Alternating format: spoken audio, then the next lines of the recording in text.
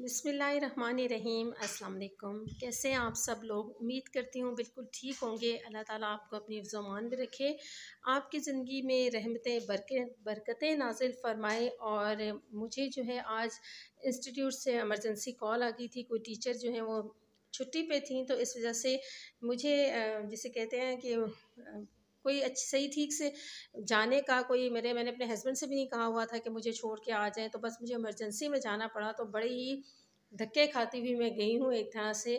Local bus पे बहुत कम मैं सफ़र करती हूँ, लेकिन जब करना पड़ जाए तो फिर मजबूरी होती है। तो अभी आपको अगर मेरी वीडियो जो है थोड़ी काफ़ी कैमरा मेरा हिल रहा था कराची का आपको पता ही है क्या हालात चल रहे हैं, ऊपर से रश भी इतना ज़्यादा था। और तो इस वजह से थोड़ी वीडियो में प्रॉब्लम है, माज़रत चाहती हूँ जिसकी वजह से।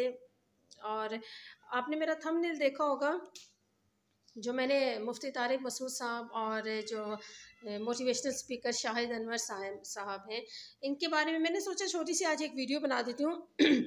काफ़ी दिनों से इन लोगों का मैं सोशल मीडिया पर देख रही थी। इनका आपस में एक बहस पहले चल पड़ी थी कि एक वीडियो बनाते थे तो दूसरा उसका जवाब देते थे। तो मैं काफ़ी दिनों से चुप थी इस पे। मैंने सोचा अभी तक सही तरह से मुझे सही बात है मामला समझ ही इस सेंस में नहीं आ रहा था कि किस शख्स की क्या अटेंशन है बोलने में। मतलब जब मैंने अब मैंने सोचा मैं वीडियो इसलिए बना रही हूँ कि मैंने आज़ाद चाय वाला जो है उन्होंने अपने एक इंटरव्यू उन्होंने मतलब अपना एक इंटरव्यू शाहिद अनवर साहब का लिया है और उनके चैनल पे ये इंटरव्यू आया है। तो उनका इंटरव्यू सुनने के बाद मैं एक हतमी नतीजे पे पहुंच चुकी हूँ।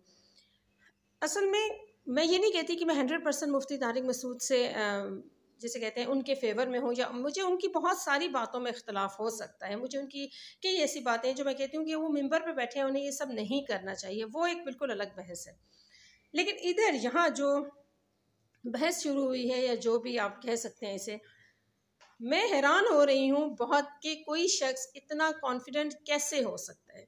मतलब अगर ये मैं शाहिद अनवर साहब के बारे में कह रही हूँ कि फर्स्ट ऑफ ऑल एक पाकिस्तान में मोटिवेशनल स्पीकर्स की भरमार है।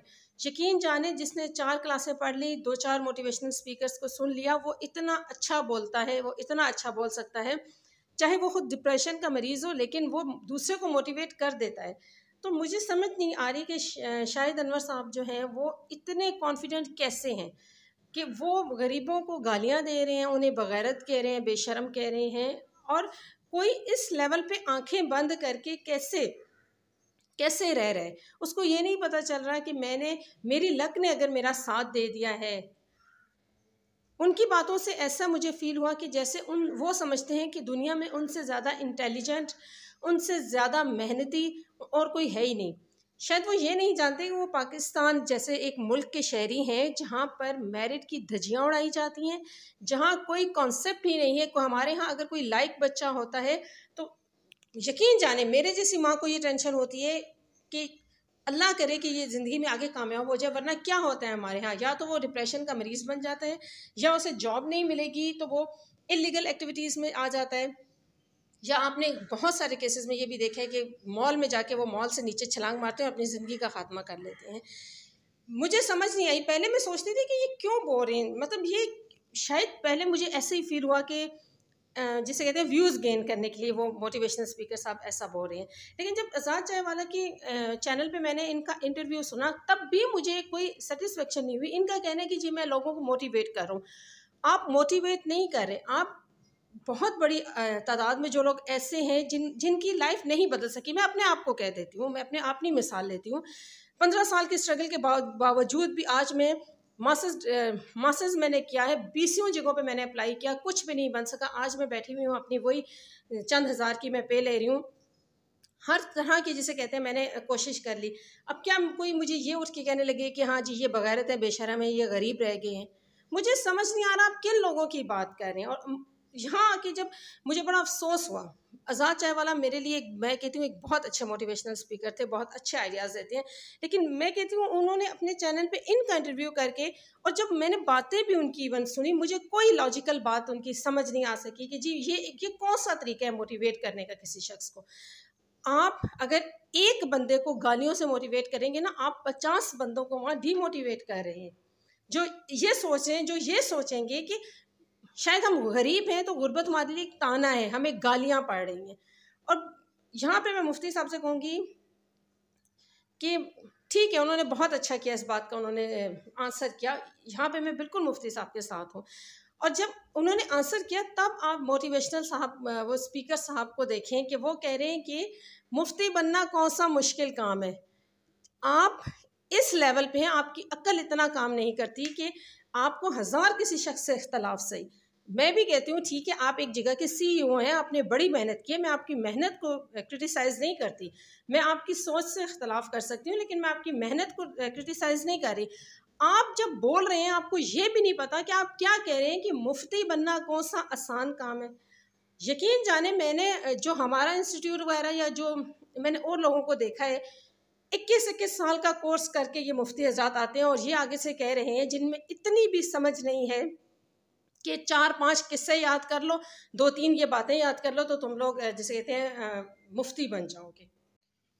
और इन्हीं मोटिवेशनल स्पीकर साहब की पहले मैंने एक और वीडियो देखी थी, मुझे बहुत हैरत हुई कि अफसोस की बात है हमारा माशरा इतनी तो समझ रखे, इतनी तो समझ बूझ उसमें होनी चाहिए। मेरे अपने इवन भतीजे ने मुझे एक वीडियो सेंड की, क्योंकि न्यू जनरेशन है तो उनका मतलब अपने पेरेंट्स से इख्तलाफ अपनी जगह, हज़ार इख्तलाफ अपनी जगह, लेकिन उन्होंने इन्हीं मोटिवेशनल स्पीकर की एक टिकटॉक वीडियो सेंड की जो एक इंतहाई बकवासियात और पर मबनी थी। बज़ाहिर उन्होंने ये कहा कि देखिए हम दूसरे का मजाक उड़ाते हैं तो उसके दिल में ये बात बैठ जाती है, तो बड़ी अपनी एक दुख भरी अपनी तरफ से एक दास्तान सुनाई थी। और उसमें उनका सारा जो जोर इस बात पे था कि मेरा बाप मुझे बचपन से कहता था कि मेरी नाक की हड्डी जो है वो उन्होंने कहा कि मैंने बड़ा तकलीफ दे एक नाक का ऑपरेशन करवाया। तो अच्छा, इसके पीछे वो बेस ये बता रहे हैं कि मेरा बाप मुझे तोता कहा करता था। मुझे तो यकीन जाने ना मुझे ये लॉजिक समझ आई कि मैं एज अ मदर और मैं अपने हस्बैंड को देखती हूँ कि हम अपने बच्चों को क्या कुछ मजाक में कहते हैं, लेकिन वो हमारा बच्चे जो ठीक जो समझ बूझ रखते हैं बच्चे, वो समझते हैं कि पेरेंट्स जितना तकलीफ बच्चों की पेरेंट्स महसूस करते हैं कोई भी नहीं कर सकते। क्या इसमें कौन सी उनकी शान में मतलब उनकी शान में ऐसी कौन सी कमी वाक़या हो गई कि पेरेंट्स थे, पेरेंट्स क्या कुछ नहीं कहते। चलें अगर इस बात को, और ये भी नहीं कह रहे कि मुझे ताना दिया करते थे, यानी मुझे मजाक में ये कहा करते थे, चलें मान लिया कि आप बहुत सेंसिटिव थे, आपकी ही बात को एग्री कर लेते हैं कि आपने इतना फिर उसके बाद तकलीफ दे ऑपरेशन करवाया सिर्फ इस वजह से कि मेरा बाप मुझे ये कहा करता था, तो शेम ऑन यू। अपने बाप की तो आप बर्दाश्त नहीं कर सके, और हमारी पढ़ी लिखी जनरेशन जो बेरोज़गार फिर रही है, जो बेचारी अपने बाप की रिटायरमेंट का सारा पैसा अपनी एजुकेशन पे कोई लगा रहे हैं, कोई किस किस तरीके से आगे निकलने की कोशिश कर रहे हैं, आप उस कौम के बच्चों को जो गरीब रह जाते हैं आप उन्हें बगैरत कह रहे हैं, बेशरम कह रहे हैं, और आगे से कह रहे हैं कि मैं तो मोटिवेट कर रहा हूँ। और यकीन जाने जो बातें आपने बताई अपनी वीडियो में कि ये मैंने, आप एक भी बात अपनी वीडियो में नहीं बता सके कि आप असल में करते क्या हैं, आपका सही तरह से आपने किया क्या, आपने फर्स्ट स्टेप लिया क्या, आए बाएं शाएं करके। तो मैं 100% इस नतीजे पे पहुंची हूँ कि आपको किस्मत ने इस स्टेज पे ले आए हैं, तो अल्लाह ताला का शुक्र अदा करें। बहुत ज़्यादा व्यूज़ के चक्कर में उल्टी सीधी बातें करके दूसरों को हर्ट मत करें, क्योंकि किस्मत के खेल जो होते हैं वो बड़े ही निराले होते हैं। वो अभी आपको किसी भी वक्त ला के ज़मीन पे पटकती है और ज़मीन वालों को ऐसा आसमान पे बिठा देती है कि आप की सोच है। आप मोटिवेशनल स्पीकर हैं, इतनी तो अकल आप में होनी चाहिए। और वैसे सच बताऊं को आप पता नहीं कौन लोग हैं जो आपको मोटिवेशनल स्पीकर समझते हैं। एनीवे, आज शायद आपको मेरा वॉइस कुछ ज़्यादा तेज़ लग रही होगी, क्योंकि सच बताऊं मैं हर्ट हुई हूँ इस बात पे। एक अपने साथ एक बड़ी अजीब शक्ल का शख्स लेके इन्होंने फिर एक वीडियो बनाई है इस टाइप की कि गरीबों काम पे हो।